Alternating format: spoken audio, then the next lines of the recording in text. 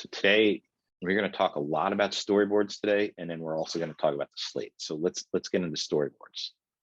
Storyboard creation. So again, recap, why bother with storyboards?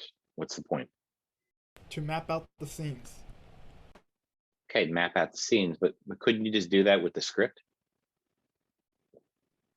It helps Make your visually.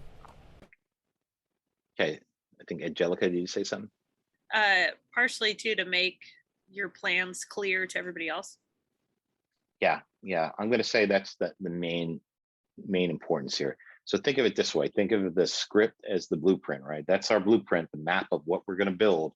And, if you think about and I talked about this a few weeks ago, the development of your script is the map. That's the thing, the blueprint of the thing you're going to build. Then you go into production, that's the process of creating all the building blocks, right? We're going to create shots. We're going to create the scenes, the mood, the dialogue, all that stuff.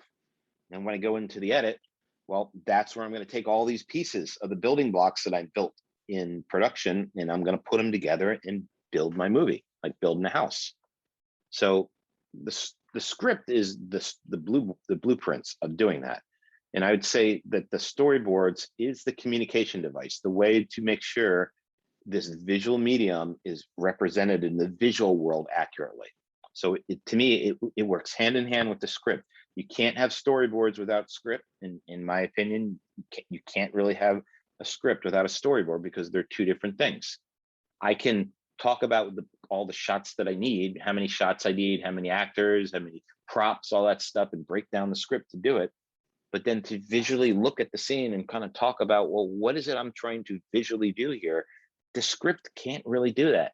Yeah, I could write in here, camera starts on a wide, massive shot and trucks into an extreme close-up during this line. Yeah, I could write that stuff, but it's not the same as having a visual reference. So having a visual reference, is going to help me as the director, producer, help solidify what's going on in my head. Because a lot of us, you could sit back, close your eyes, and imagine the story going on visually in your head, right? But I need to explain that to somebody. So the storyboard is going to help us do it. And now, depending on how elaborate you want to make them, is going to dictate what process you go through.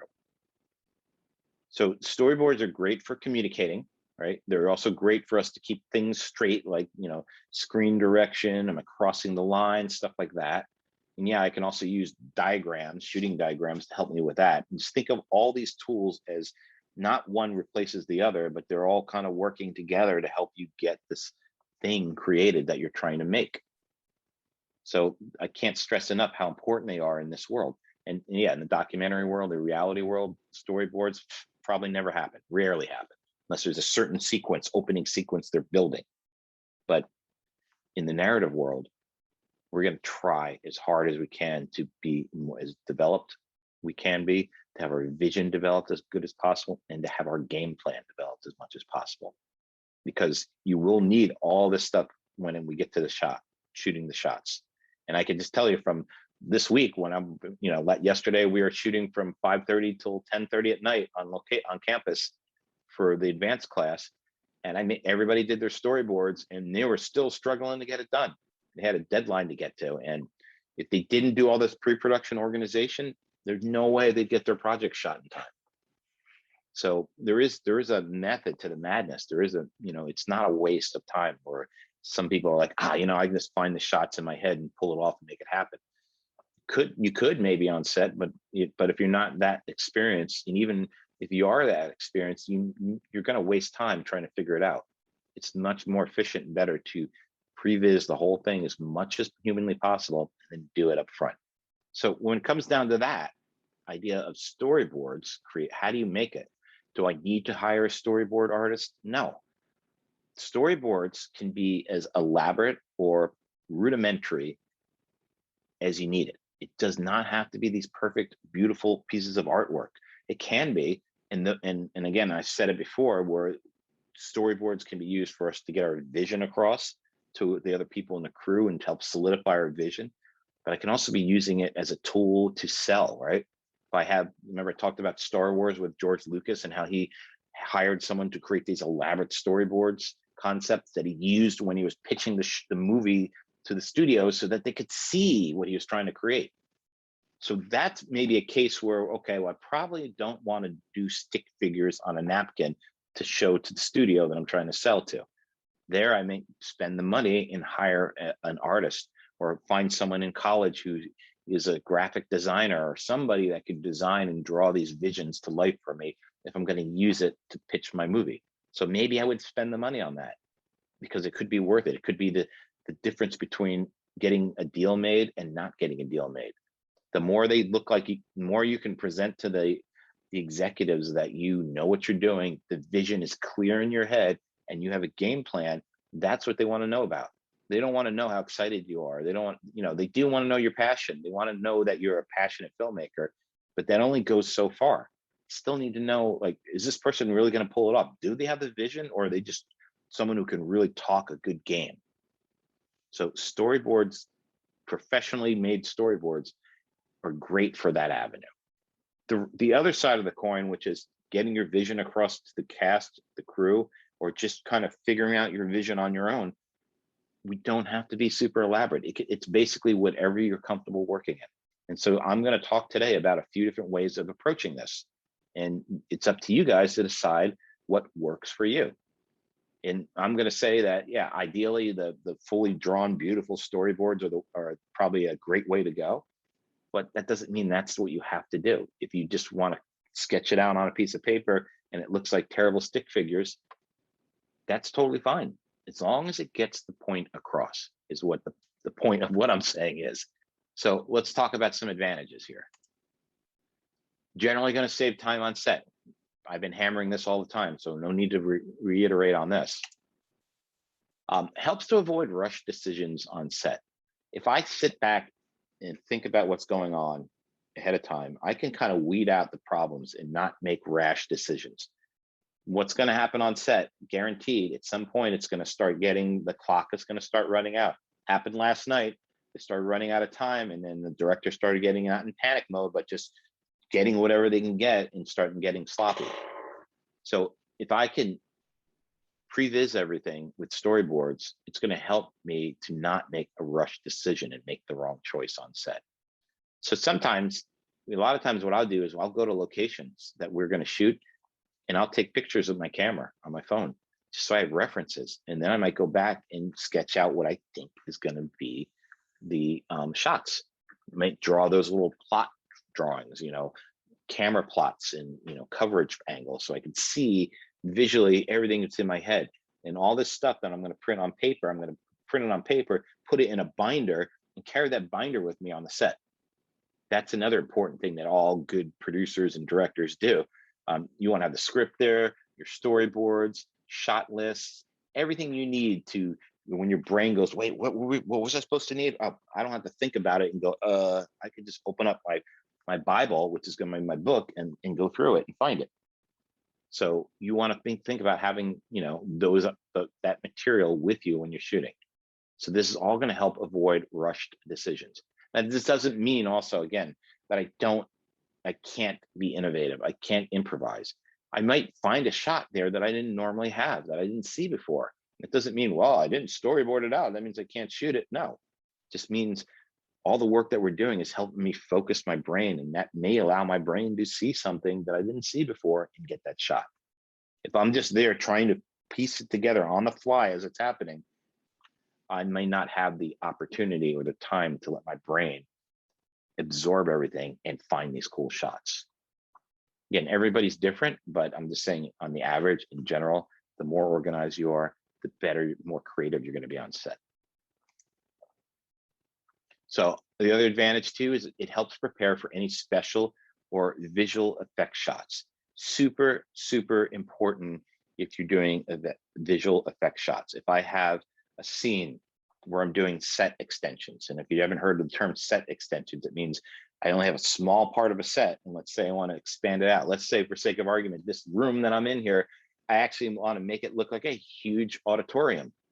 Well, I could extend the walls or erase the walls and add stuff in there, but I need to talk or communicate with the visual effect department who's going to do those CGI effects later on. So we may, for example, do rough storyboards of what we think it's going to look like, so that we're all on the same page, so that when I'm shooting on location, I know how to frame it up for what they want to make.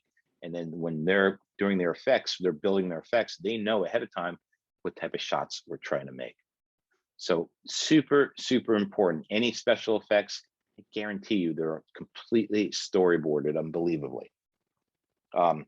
I went to a seminar, I don't know if and I probably didn't tell you this yet, but I went to a seminar a few years ago, a lighting seminar that was done by the industry professionals, the American Cinematographer Society.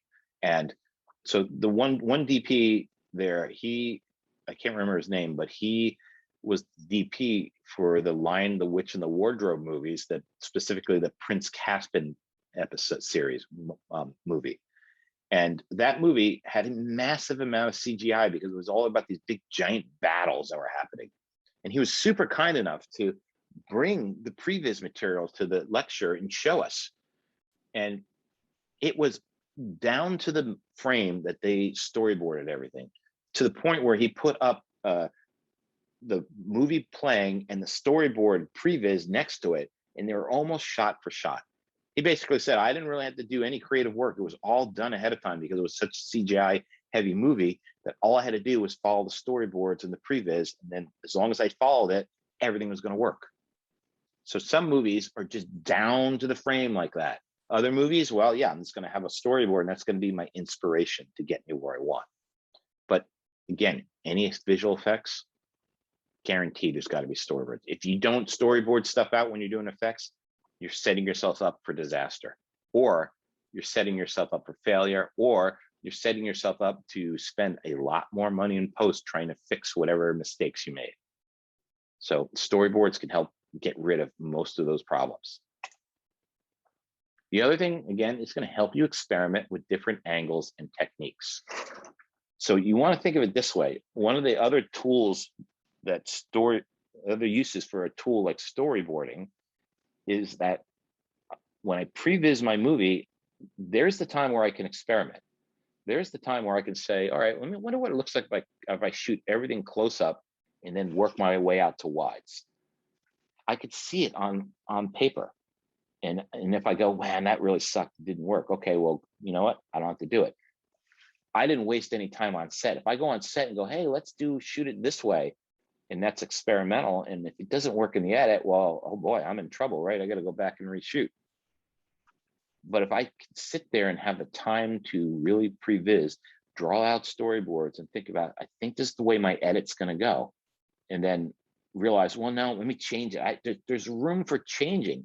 You can experiment, do whatever you want in the pre-production world, in the storyboard world, before you commit anything to cast, crew, and money.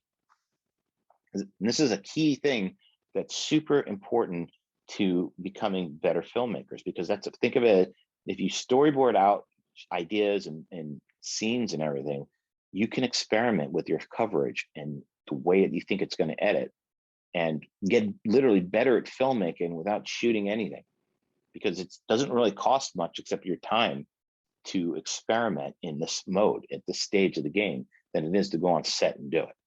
I know it's not exactly the same thing, but I can tell you from personal experience that storyboarding helped me out a lot when I was trying to figure out how to do stuff, seeing how it's going to cut. And sometimes we used to actually shoot the storyboard stills, bring them into an editor, and then edit them to pace and put a piece of music there, maybe even put dialogue there and see what it feels like before I commit to the edit. So it's a great way to work. And then specifically with today's technology, where we have software that can help us generate storyboards, I could build a whole previs of a movie in software before I even shoot one single frame, spend one single dime on production. And I can almost nail it and figure out exactly what the feeling and the mood of the movie is going to be. So there's a lot of really good advantages, to working with storyboards, besides just getting your idea across to crew and other people. The other thing, this is probably where it's most important on set, it's going to help orient actors and crew members. So if the director of photography is trying to understand your shot that you want, and he's like, I don't really quite understand it, you say, well, look, here's the storyboard, and you see it. I'm like, oh, okay, I totally understand what you're trying to do right now. Great, I can frame that up without a problem.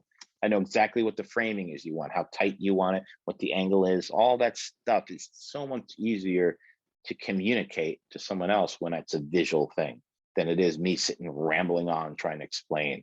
No, to zoom in a little bit, no, widen out, tilt up, bring the camera up, all that stuff is, waste time. So to get our cast and crew on the same page as that's wrong. Storyboards can help. Again, can be used as a base for filming. So I can use the storyboards, and just, if I do my homework right, if I set up my storyboards the correct way, that makes sense for me, I can know that if I just follow the storyboards and the shot list, then I've got my film in the can. So I don't have to worry about the coverage. That means I can either use it just as is, or I can then use it as a base to improvise off of. Because I know if I just have this, any other shots I get are bonus or could be cool different angles, but I always know that this works. So it can give me a place to kind of bounce off of, to try experimental stuff, yet still be safe and know I got everything I need for the edit. And again, a big one, continuity. So this isn't going to help with actors holding the wrong thing or saying the wrong line at the wrong position, but it's certainly going to help with, action flowing through shots, screen direction, all that stuff, crossing the line, all these things that could throw our continuity off. Having storyboards can help us kind of focus on not having those things happen. And will allow us not to have to worry too much about that stuff happening and focus on being creative on set. And then, of course, the last one, bringing these ideas to reality. So if you get good at storyboarding, and if you get good at some of the software that I'm going to talk about today, you can easily bring your ideas to life a lot easier. So it's, we can all sit here and write a script and come up with an idea, but it takes time, energy, and money and other people to make that thing become a reality. So if I have like 5 short film ideas, I could storyboard them all out. I could previs them out. And I'll talk a little bit more about this previs a little bit. And really, it's just me and my time doing it. So I get to it, and then I might decide, well, wow, man, I thought this one was going to be good, but this other idea I had really became awesome. Look at how the previs and the storyboards look. Okay, I think I can get people to help me to shoot this thing. So it can help you realize a lot of your ideas, and then figure out which ones are the ones you really want to start shooting now, or maybe there's some you want to wait till later when you get a little bit better skills at filmmaking to try and tackle that. So all these things are, to me, the advantages of storyboards. Is there any disadvantages? I don't think so. It's not even a disadvantage. It's just time. So if you're like, my time's too valuable to storyboard, I'm just going to go on set and use my shot list and go for it. Okay, well then maybe this is not the business for you, because it's all about spending time. If you think about pre-production, big movies, they're in pre-production for months, some of them. So if I don't think that the storyboard process or even pre-production has any value, then I'm probably missing the whole point of being in a narrative world. Maybe I should stick to documentary. Probably not. Maybe I should stick to reality. That might be a better one. I don't know. So all these things, to me, there's the advantages absolutely outweigh. There is, in my opinion, no disadvantage. The only disadvantage is time. If I don't have the time, well, then I can't make storyboards. But if I'm doing, if I'm working on my own projects, I probably should storyboard them. I should get a good visual for what's going on. That makes sense, everybody, so far? Yeah, that's true. You can also hire somebody too to do the storyboards if that person themselves does not have the time. They just give the person the shot list and see what they come up with. That would be a big wrong, because again, then you're giving your ideas to somebody else and letting them trying to figure it out for you. Even if you hire someone, you're still collaborating with them to make sure that they create what you want. The only exception to that case, and actually I take it back, no, there's no exception to the case, because the whole goal of the storyboard is, as a director, I should be able to see the movie in my head. I should be able to close my eyes and imagine the movie. So I need to take that information out. If it's a storyboard artist I'm hiring, I still got to translate it to that person. That doesn't mean I'm going to do storyboards, but it means I'm going to spend a lot of time describing and talking with them and working with them to get those storyboards to where I want. Because in the end, it's about your vision. And if you give it to someone else to create, and then you just follow those storyboards along, then in the nutshell, is it really your vision? No, somebody else's. So however you do them, whether you hire someone, do them yourself, use software, whatever, it's still, you have to do this process of getting it out of your head.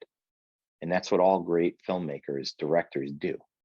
They learn to communicate. They learn how to extract those ideas. Maybe it's and it can be a process, right? You really have to learn how to think about and deconstruct your what's going on in your head. You can imagine the shot. Okay, I imagine what this camera is doing, but now I have to describe it and break it down to what it really is doing, so that someone I can explain it to goes, oh yeah, I see what you're talking about.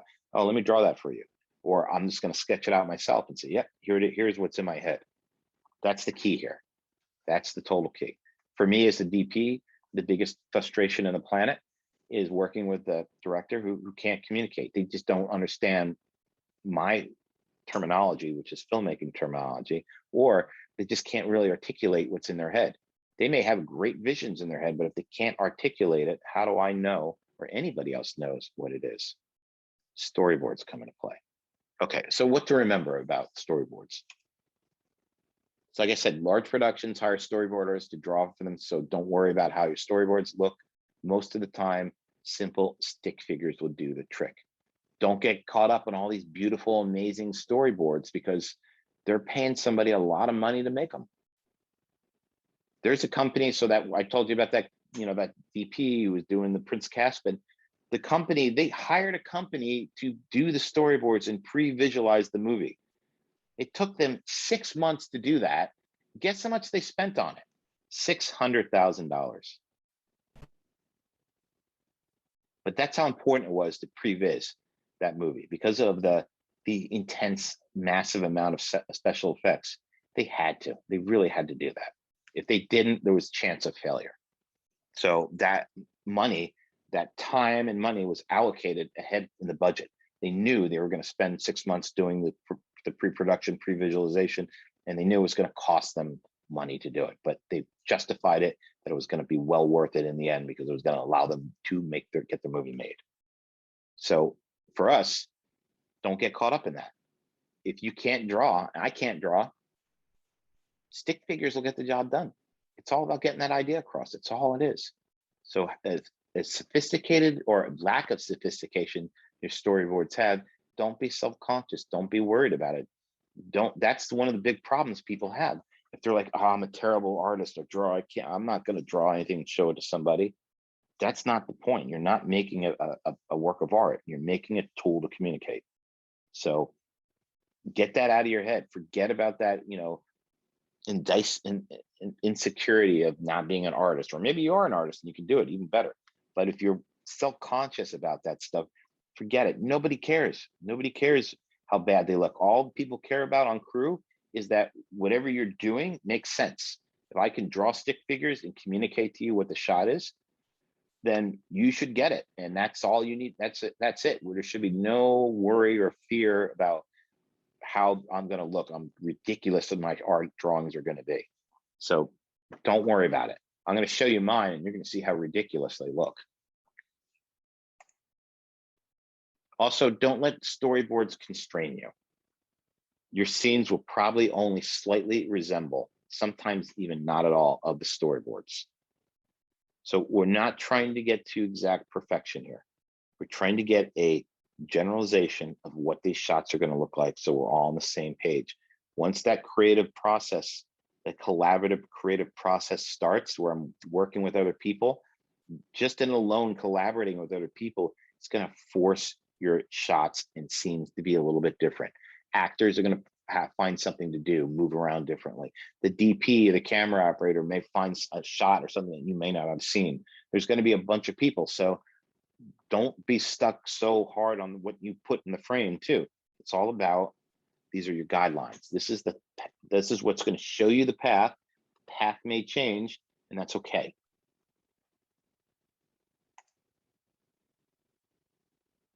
Storyboarding the entire movie or every scene is not necessarily as important as long as you can justify it. So if you have a scene where there's, 50 edits like Psycho, the shower scene in Psycho, do you have to storyboard every single shot? Probably not. You could probably get away with the justification of it by thinning it out. So what I probably like to say is, I'll show you examples where we storyboarded a lot of stuff, but sometimes we just need to storyboard the really complicated or important stuff. If I got a scene where two people walk in a room and they're sitting down in a chair across each other and having a conversation, unless there's complicated, if it's just triangle coverage, then I probably don't really need to storyboard it that well because there's nothing complicated there. But if I have a dolly or a craning shot or some more elaborate visual, aspect of the scene, then I'm going to storyboard it. But I still want to get my shot list down. I'm still going to do all this stuff. But if I have enough time, I do every shot. If I don't have enough time, I'm going to storyboard the things that are really important. So for your projects and you're going to hand them storyboards, I want you to storyboard as much as you can for your shorts, but don't go overboard. Don't go crazy where you're like if you got 300 shots, which I hope you don't, that you're going to perfectly storyboard each one of those out, because you might not need to do that. I just need to be able to look at the scripts and then look at the storyboard and be able to see what's inside your head as far as visually goes.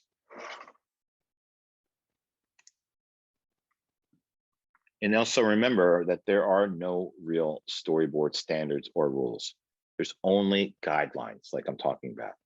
Storyboards will come in different styles, and basically what you want to do is find what works for you and stick to it. So yeah, if you end up later on down the road working for a high-end production company and you're doing, complicated VFX shots in your movies, then yeah, you probably are going to hire a storyboard artist. And you're probably going to really do it at a higher level. But if you're just making your own films and your own shorts to kind of break in, find what works for you. That's the key here. You want to find a workflow, a way to make storyboards, or however this whole process that we're talking about that fits you so that you do it. You don't want to set something up that's super complicated and you're like, man, I'm never doing that again, because then you're defeating the purpose. So no, there are no rules. You're not going to go somewhere and they're going to say, well, have you been following the official storyboard design rules for the last 5 years? No one's going to ask you that. It doesn't exist. So find what style works for you and you stick to it. That's clear? So let's talk about the different types of storyboards. So there are other ones, but this is what I'm going to say are the basic ones. And this is, up to you what you want to do. I'm just here to present them to you, and you can make your own decision on what works in your workflow. Okay, so this first one, these are computer generated storyboards. These are done with FrameForge 3D. These are storyboards that I did for a short film that I shot that was a Back to the Future 2015. So back in 2015, when it was the actual time when they were going into the future from the second movie, we were able to make a short that was for Universal that kind of showed what really was going on. What they had, their version of what the movie was back when they shot the movie in the 80s. And this was a version that actually showed you what today's technology really was like. So it's kind of a parody on it, kind of a joke. You can stream it. It's on YouTube somewhere now. You can look at it. Maybe we have time later on, I can show it to you. But all of these are storyboards that I made in FrameForge 3D. And this is the extreme level. So this is where if I am doing something that has elaborate shots in it, or I have the time, I'm going to build the sets in FrameForge 3D as a model, and I'm going to create all my shots there. So I'm going to tell you up front that this is the ideal way to make storyboards. This is the best way to make storyboards. And why? A couple reasons. First reason is I'm actually going to build sets, and I can place my actors in those sets, and I can move the camera around. I can literally find every angle I want and shoot a whole movie in software and know exactly whether it's going to cut right or work right. So it's great for that. It's very easy to communicate, right? You can see this, you can get an idea of what this opening scenes are going to be in the movie just by looking at it. There's no stick figures here.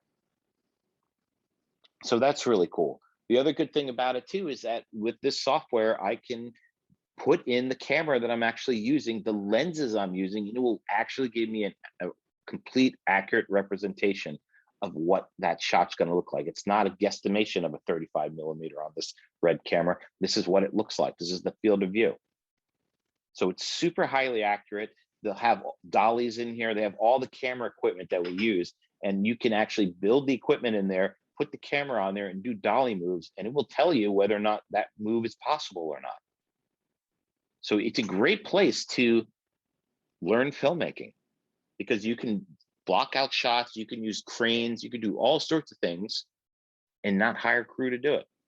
Now, granted, we're not talking about this is going to look like an animated photorealistic thing, but it's going to give you the ability to understand framing, coverage, and stuff better.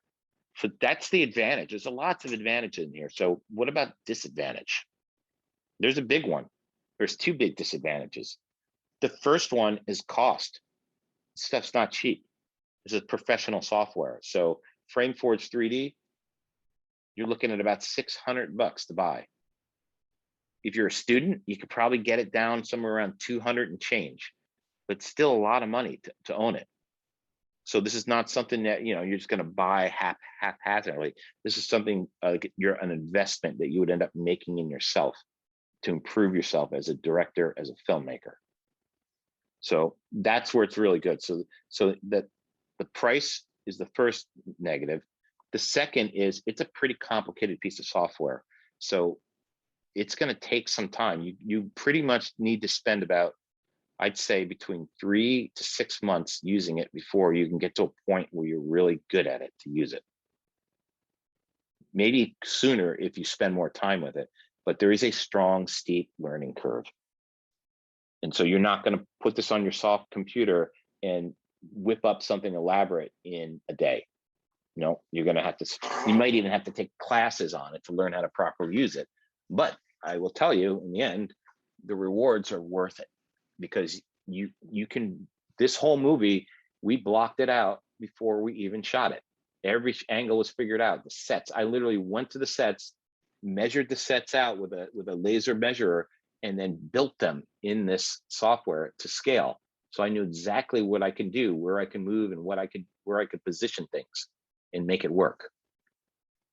So that amount of flexibility, that attention to detail gives you really high quality storyboards like this. So here, I'll even closer view. So here, this DeLorean right here, you see here, this is actually a 3-dimensional model that a CAD model that I bought off the internet, imported into here, and I could literally put a camera inside. It's a full-scale DeLorean, and I could get any shot that I want with it.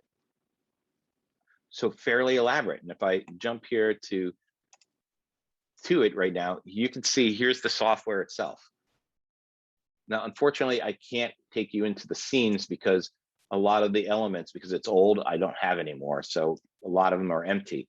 But if you look around here, you know, we used this software before when I was showing you the 180-degree line, but here it is in a more elaborate version.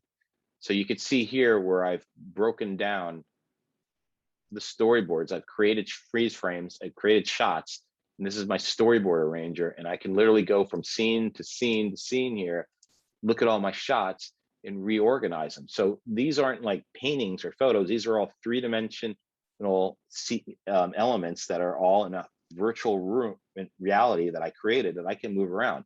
These are all sets that I got, and I rearranged them so they kind of match the locations that we were shooting. We were shooting on Universal's lot with where they shot the movie at. And so I tried to get them matching as close as possible. Here you could see, here's the DeLorean, right? Let me go back to the beginning.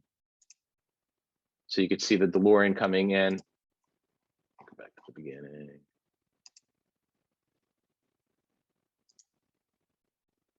Here's our CGI shot showing it flying down. Now this shot changed.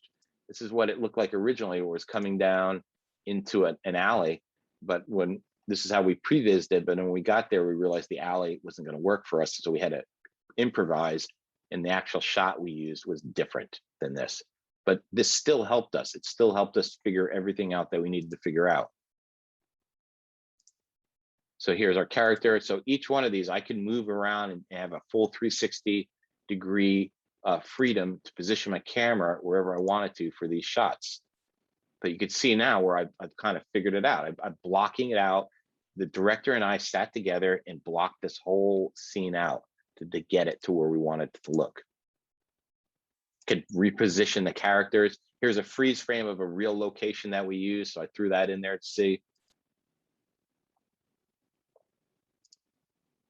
Another scene that was going to take place. So I have my character walk up, looking at people as they're using phones. You know, he doesn't know what the heck they're using because he's from the 80s, so he's never seen a smartphone.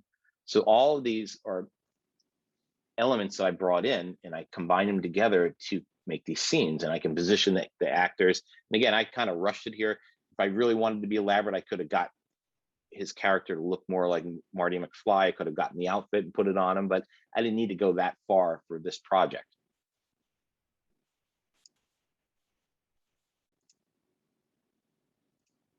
Same thing here. So here's a whole scene with a pool, right? So this whole pool area, this is a real location. And when I went to the location, I measured out the pool, drew out the dimensions of it all, and then I went back into SketchUp 3D, which is a free piece of software you can get, and I built the set. I designed it and built it to scale, and then I imported it into FrameForge, and boom, now I've got a real set with the actual real dimensions of what everything is, and I knew where I could put my camera and how it would look. And these came out pretty close to what the scene looked like when we shot it.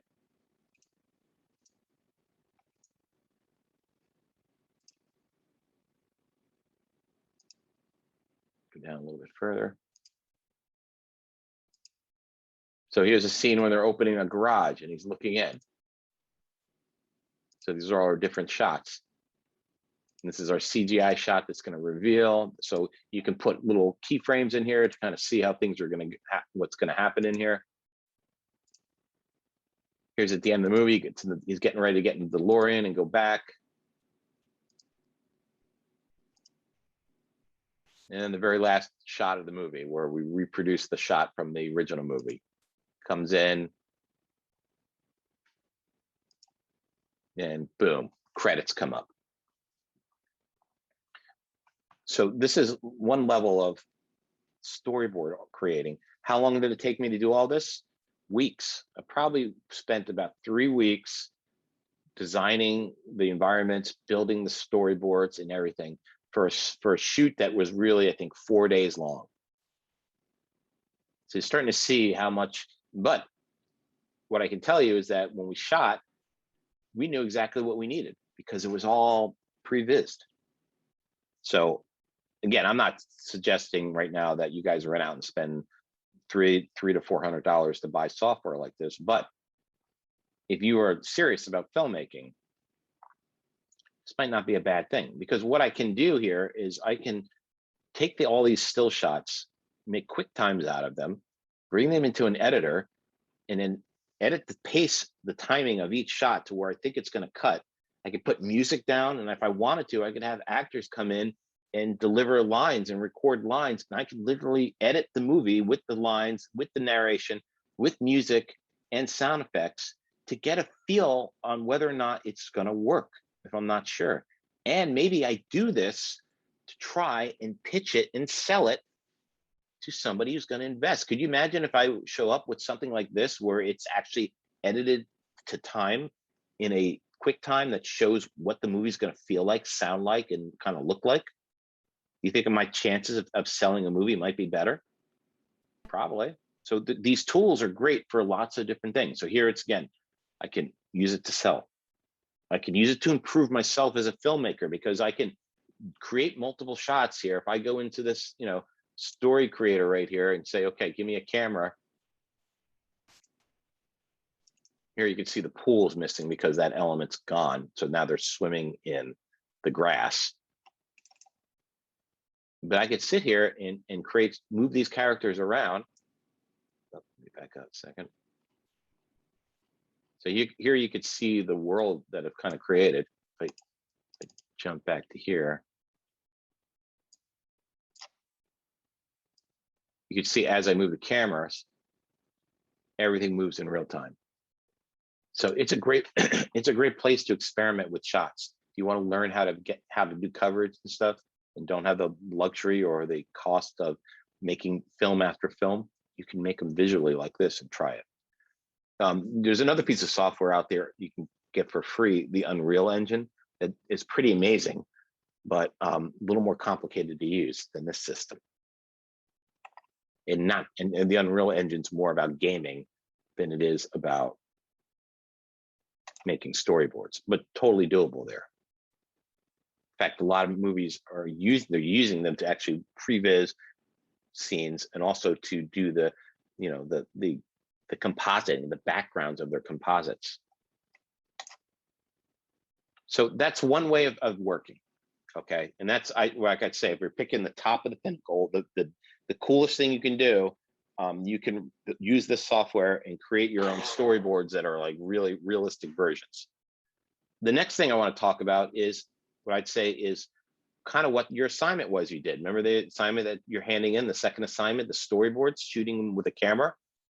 Here's another film that I did. It was a horror film, super low budget. We were not going to storyboard with that software. So instead, I used a piece of software on my phone that will give me frame accurate sizes of what I want to shoot based off what camera I want to use. So I can run the software on here and tell it, well, I want to shoot with a red camera in 4K and I want to use Zeiss primes. And it will frame it up the size that it's going to be. So when I frame it up here, I know exactly what it's going to look like. And I'm going to take a picture. So here's what we did. You don't even have to use that software. You can just use your regular camera. But we went and blocked out the shot. So I had, here's the director. And we just, this scene here that we were doing in a little horror movie, framed it out exactly how I wanted it to look. And then I took each one of these, and this takes a little bit of work because I got to bring them into a document, import the files, create the document, put the shot numbers in there, all this stuff. But in the end, I've got a pretty accurate set of storyboards here that could really reflect what I'm doing and show me the locations. And this works when you have the location that you're going to shoot it. And so this is another way of working.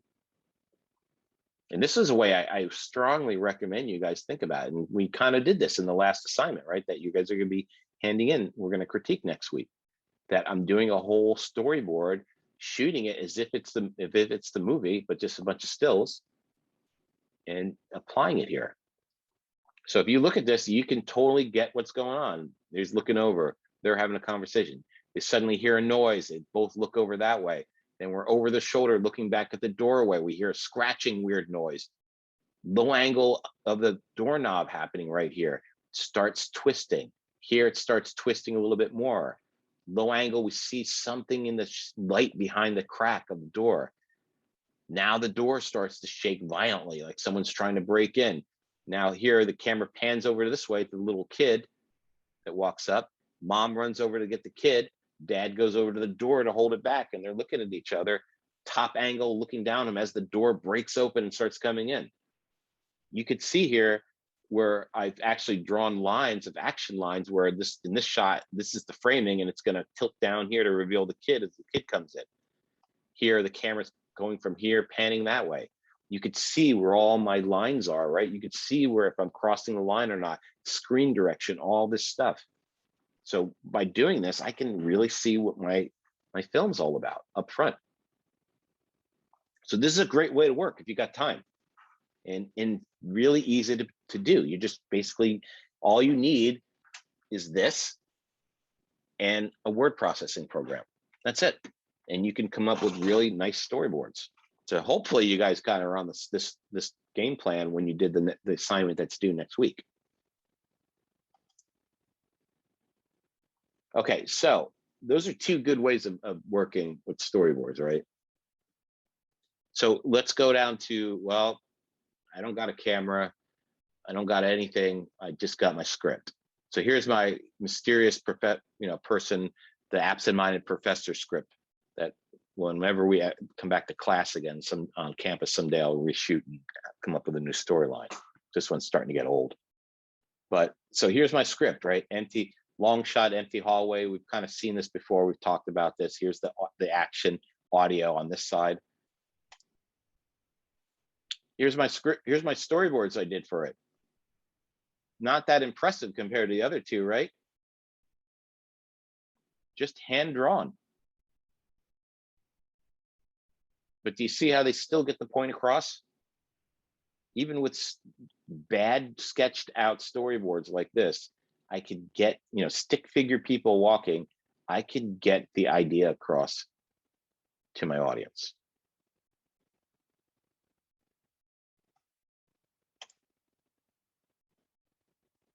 So here's all the storyboards that I did.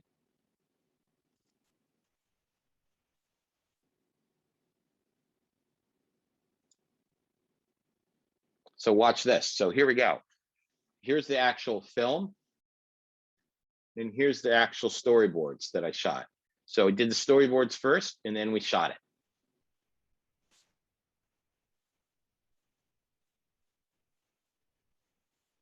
Walking, right?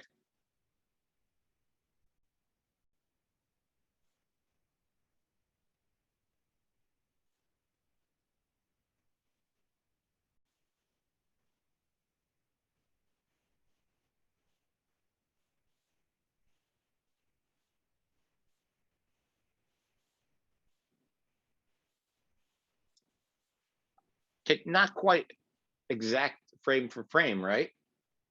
But you guys see how the point of the came across and how it actually got reproduced on the screen. So here you can see the line showing I start there and it walks in. Here's a pan. See the camera. I drew the, let me back this up for a second. So here you can see there's the doorway, right? So I literally went there when, you know, when I was doing my storyboards, I knew my locations. I sat in the locations and figured out where the shot was, and I sketched it out when I was there. So it looks kind of semi-accurate, even though it's not that great. Here you can see there's the door. You can see I drew an arrow from the door to here, him walking, to indicate that I want him to come around and walk. Here, this is not quite the scale, but I have a shot where he's coming in the doorway. Here's my frame. You could show I got an arrow here showing that I'm panning. And then you can see the pan happening on camera. Wide shot, right? Just need to get the idea across. So I got a person standing here, a bunch of chairs, tables here with students.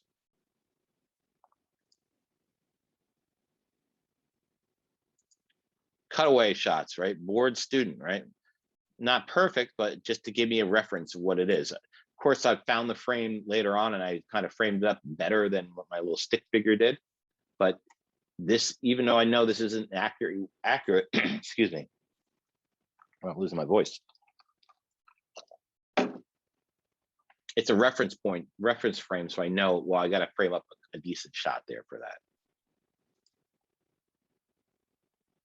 And then even this one. So here I have a medium shot of it. And when I framed it up, when I was framing this shot up, I was like, you know what? This is going to be better for as a medium long shot to have like a little bit of a student in the foreground to make it more interesting. So you can see that they definitely are there to help me, but I'm not locked into the framing. I'm kind of improvising. I'm kind of adjusting as I go, trying to get the visuals as close as I can have it of what this is going to represent. So even here, well, here I just have them walking this way. And then when I set the shot up, I realized that just having them walking across is boring. So I put it on an angle so I could see the doorway down here and have them in the foreground in this interesting reflection. So even though this is what my storyboard said, it doesn't mean that's what it has to be. If I find something better, I'm going to change it and adjust it to make that happen. Close up, same thing here. Oh, here's the little scanner. Here's the ID card that's coming in, right? Not dead perfect, but if you can see there's enough information here to get the point across of what it is.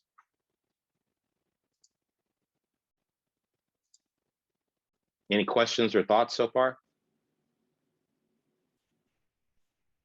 It's just very cool to see the process. Right. So it can help, right? And again, this is super simple, super short little thing. Kind of, little, I'm expecting a little more from you guys than what I did here. And I'll show you this version. We're actually going to use this when we start talking about editing. But this is kind of in the avenue of what you guys should be thinking about doing. So storyboards can really be helpful, and to see the process and to see how it goes from my head or anybody's head to the screen is important for you guys as students to realize that this isn't a waste of time. This isn't like, oh, well, I did the shot list, why do I need to do the storyboards? Or vice versa. I've had students who are like, well, I made this shot list and made storyboards and no script. And I'm like, well, where's the script? Well, I don't need a script, I got the storyboards. No, you only have half the equation there. You're missing the other half. So storyboards are super crucial. And the more you do them, the better you get at them, the more efficient you become. It just becomes a natural part of the process. And even when I'm having a conversation, even if we do a scene and I'm working on a project where we didn't storyboard it out. If we come to a point where I'm talking with the director or the producer and we're trying to figure out what the shot is, I'm going to grab a piece of paper, or they're going to grab a piece of paper. We're going to start drawing right there and trying to figure it out and make a drawing and say, what do you think? Is that going to work? Like, yeah, that's it. Okay, cool. That's the shot. So it can be not necessarily a pre-production thing, but it can also be something that you just use in production as a way to communicate. I guess that's the bottom gist of this whole thing.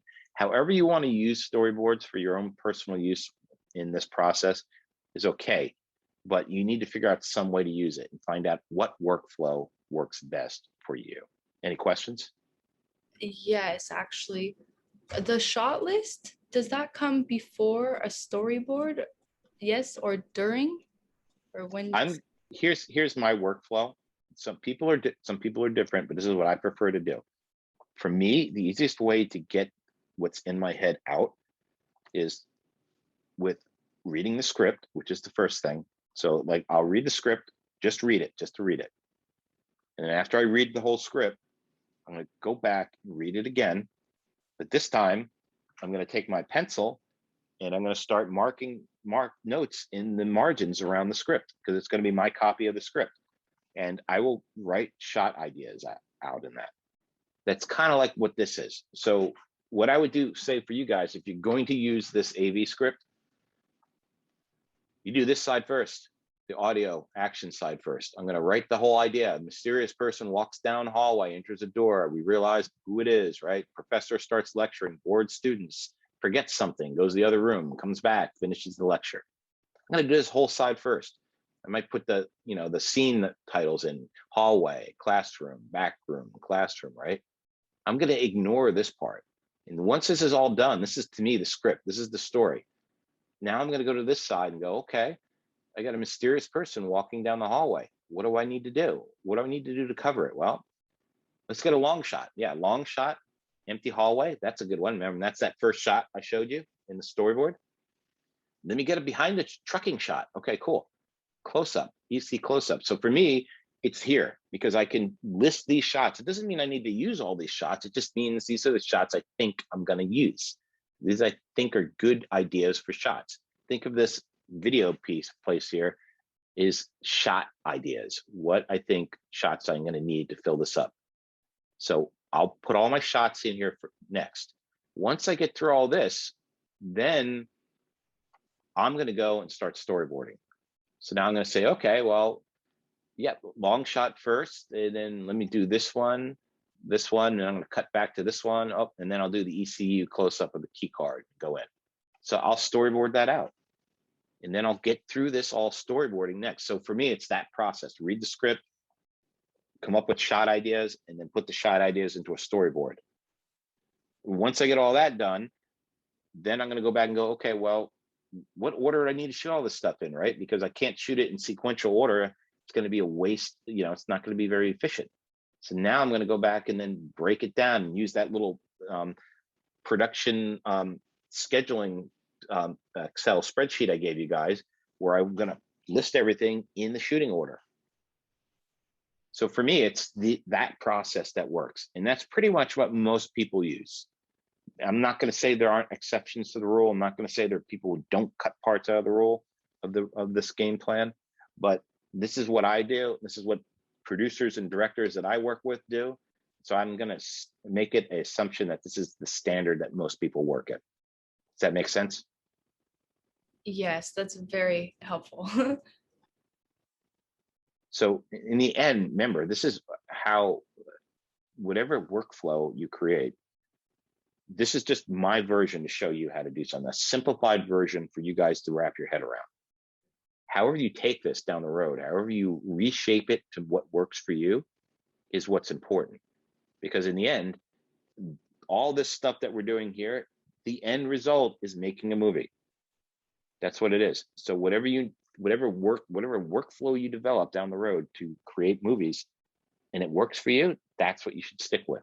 I'm sure if we go to many other directors, they're all going to have different, something based off this idea. I mean, these are all core things that you have to have. I need to have a script. I need to have shot lists. I usually need to have a storyboard. I need to have a shooting schedule. Those are things you really can't do production without. So this is the logical order in which, in my opinion, they need to be created. So if we are to draw our storyboard, we need to write the shot off to the side or something somewhere, kind of like you did with the other one where you had it labeled at the top. So this is the copy of the storyboard template that I gave you guys. You can download and print. This is, you have to do this because you need to know what the shot is, right? Okay, gotcha.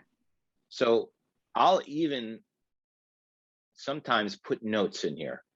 This area here is for whatever notes you need to know. So sometimes I'll put what camera gear I need. Sometimes I'll put lens down. I think I know what lens I want to use. Depends on how elaborate I want to be up front. But any notes I need to know about what this shot's about, I'm going to try to put it all in one place. So here's 3 Bibles. I call them Bibles. So they're all the information that I need when I'm shooting to know. So here's a super old one from back in the day, shooting a movie. You can see shot diagrams. Made a shot diagram of a stage that we're shooting on, so I want to know the angles I'm shooting in. Got my shot lists here of everything that's going to be in there. I think I put storyboards in here. Yeah, here we go.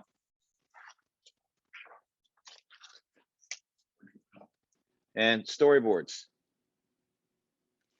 So I put everything in a folder, in a binder, and I make it, I try to keep bright red ones or something like that so that when I'm on set, I don't have to think in my head and try to imagine where I'm at. I'm just like, okay, well, where are we at here today? Let's go. Let's go to schedule. Well,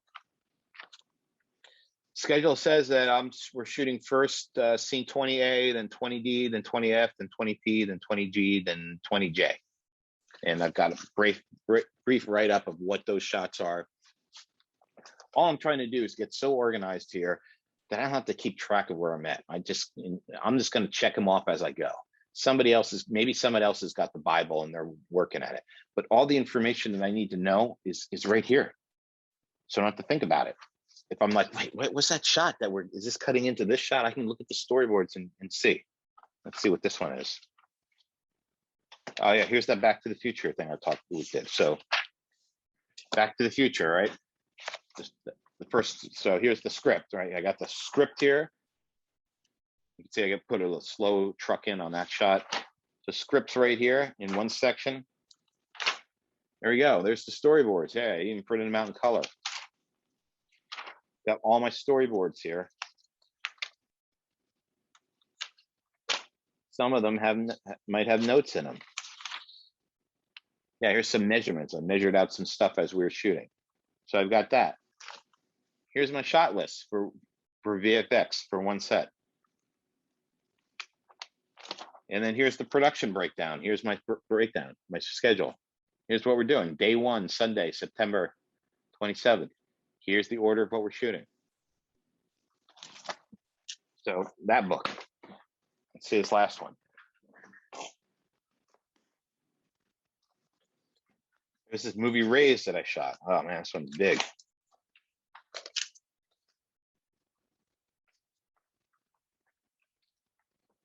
Where'd my storyboards go? This one's missing the storyboards. Oh well. Must have got lost. But on this one, basically, there you can see the call sheets. You can see the shooting order that, you know, what this was for. So every one of these is going to have all this kind of information put in there so that I have access to it. So as I'm shooting. So what the goal is by doing all this pre-production, you've gotten it kind of cemented in your head of what you're trying to achieve. But me, I'm super organized that when I just show up with a binder, I should know exactly what I'm shooting. I should know how long it takes to shoot something, how long I need to get it done. And if I have any creative questions about it, I can look at the shot list that I created. I can look at the storyboards that I have, and just things to help me understand what I'm doing. So the more organized you are, the better you are. But all this organization needs to be also then organized in something that's physical. And you can, and I try to do it on, you can do it on your phone, you can do it on a touch tablet or something like that. But it seems to me that having it physically printed in a binder format in front of you is the best way to go, because that's the easiest way to access. You don't have to worry about batteries running out. You don't have to worry about, oh, too small of a screen or losing whatever. It's just there, and it's easy to, you know, you just have a binder. I literally have Video Village, and I put my binder on Video Village next to it, so I know exactly where it's always is, and I can always jump back to refer to it. So like I said, everybody has a different format. Sometimes directors have all the stuff they should. Sometimes they have their assistant have everything. Sometimes the scriptee is going to have everything, and that's who's going to reference the shots and help keep us on track of where we're going. But the bottom line is all this work that you do in pre-production, you want to have it there on set with you so that when you go and shoot, you're organized. I'm just curious for the computer generated one. So does that program have sets that you can pull from too? Like, I need a park, and then you can pull up that image and do that. Yeah, okay. Yeah. Actually, I'm going to talk about that. Let me get into storyboards here for a Not second. that I'm going to use that, but I just thought that was it didn't look easy to use. When you look at it, it just looked really easy to understand. It is very easy to understand. It can be a pain in the neck to use. It has gotten better over the years, and they do constantly update it. So the interface has gotten way better. They've gotten an Academy Award for this. So this is like, this software is used by the bigwigs. So again, this is in the Canvas module. If you go there and go into storyboards, you can see everything we kind of talked about here, but you can go to their website. So if you click here, here's their website, FrameForge. Here's them talking about their Oscars, yada, yada. All the cool stuff that it does, everything, you know, why it matters. There's a whole bunch of reasons here. You can, you know, let them convince you to give them money. But what I will tell you in the end, it really does work. If you want to click on here, you can click on this little video and kind of see a quick intro to it that kind of talks about everything that goes into using it. And you can kind of make your decision on whether or not you want to use it. So if this is a super expensive world, here's a little cheaper one. This one's called Previs Pro. It may change. It may also be on Android now. I don't know. Actually, let's find out, because it's been a while since I updated this. No, still iPad or phone. So this one's pretty cool. It's kind of a scaled down version of FrameForge, but a lot cheaper. In fact, I think you can get it for free, and then you can update it to, I forgot what it costs. Let's see what it costs. Oh, they switched it to subscription, so I don't know. Not quite sure how much it's going to be, but here you can kind of do the same thing, not quite as elaborate, not as frame accurate, but this is another way to help you draw storyboards. So even if this one's too expensive, this is like super expensive. This is like medium expensive. Now we're getting down to the nitty gritty, the freebies. This one's actually really cool. It's called Storyboarder. It's free. Trying to remember if it's for Mac and Windows, but basically, if you can't draw, well, this can help you out a little bit to draw storyboards.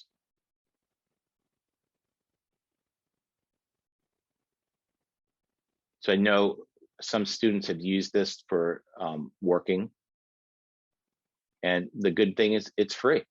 You can export and get into Premiere, Final Cut. There's a bunch of, it's got a bunch of cool things in it.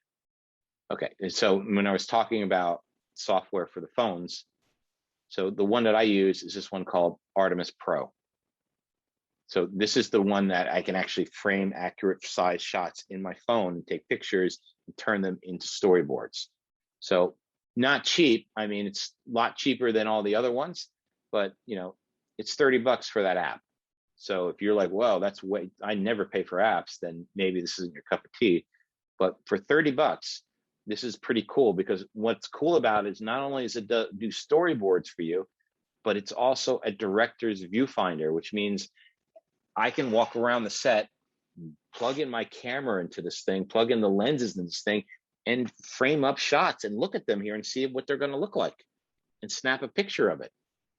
And so usually directors' viewfinders are these, physical elaborate things that, cost hundreds, if not maybe thousands of dollars to have the luxury of looking through lenses. Now I can just do it on my phone for $30. So again, I'll go to the website here. These guys are awesome. I love their software. They have this one, and then they also have Helios, which is their sun tracking software, which tells me where anywhere on the planet where the sun's going to be at what time of day, what time of year. So you might like, well, why do you need to know that? Well, if I want to know what time to get on location to shoot, when the sun's going to come up, this is going to tell me. So that's another great use. So Artemis Pro here.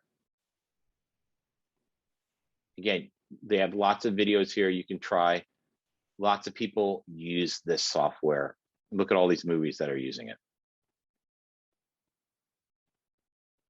So super, super useful.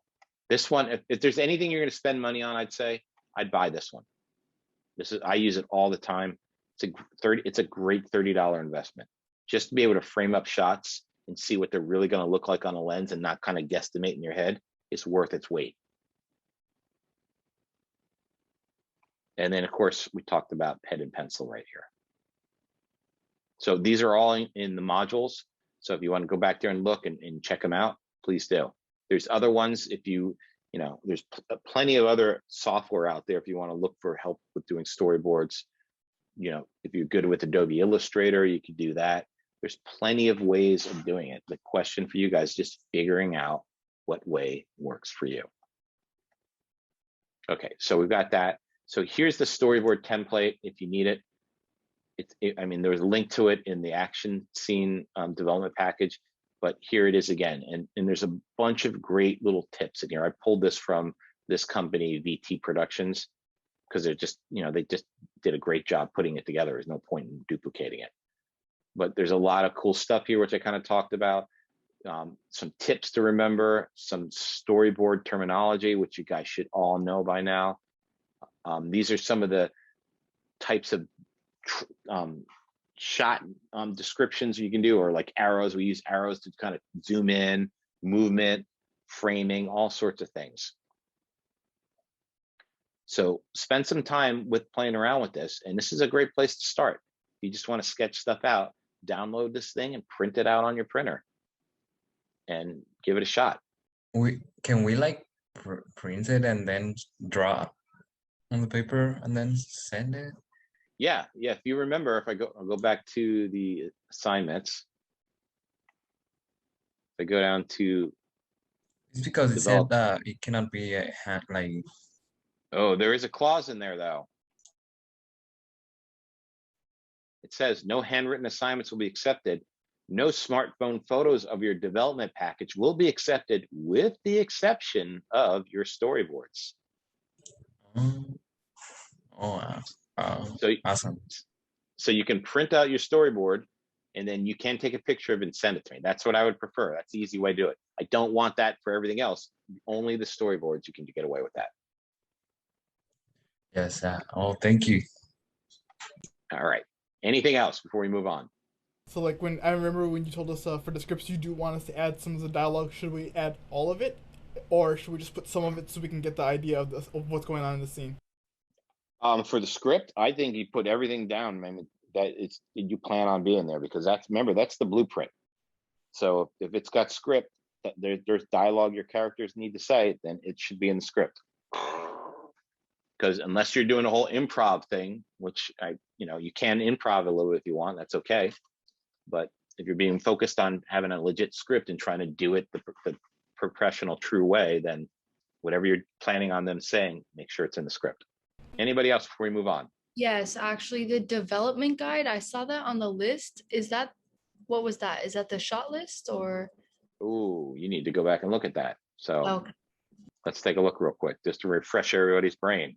So here's the things you owe me for this first assignment. Remember, this project, this is the midterm project, is broken up into these 3 components: development, production, and post-production. So 3 separate grades for one project. So first setup here is development package. This is what you got to get to me, I think by the 19th or whenever it is. When was it? Yeah, 19th. The development guide, the script, the production schedule breakdown, and the storyboards. So action scene development guide. It's just pretty simple. This is the thing that's going to help you get going.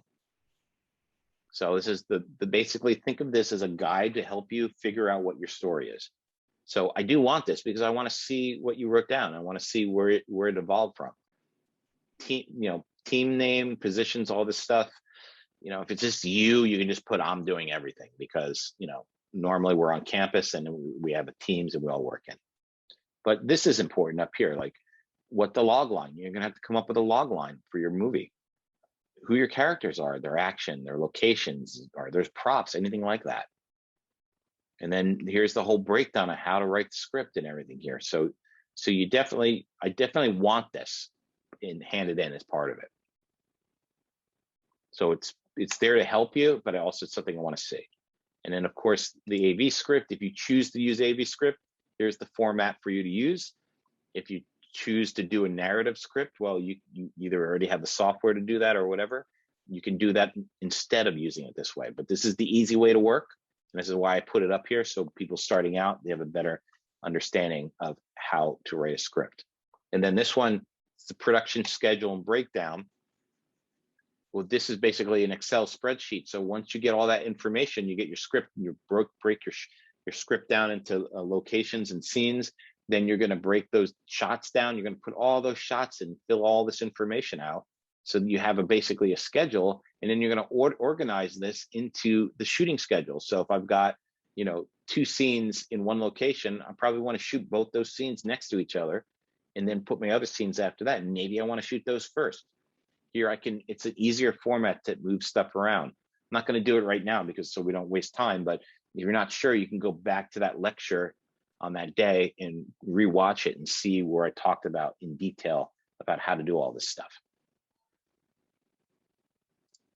And then finally is the storyboard handouts, which is what I just kind of showed you before, is this little pamphlet thing where you can use to print it out. If you choose to draw storyboards, you can print it out and use this. You can do the photo way I talked about. You can use a piece of software that I talked about, whatever way you want to use that. It doesn't matter to me, as long as you do it and get it done.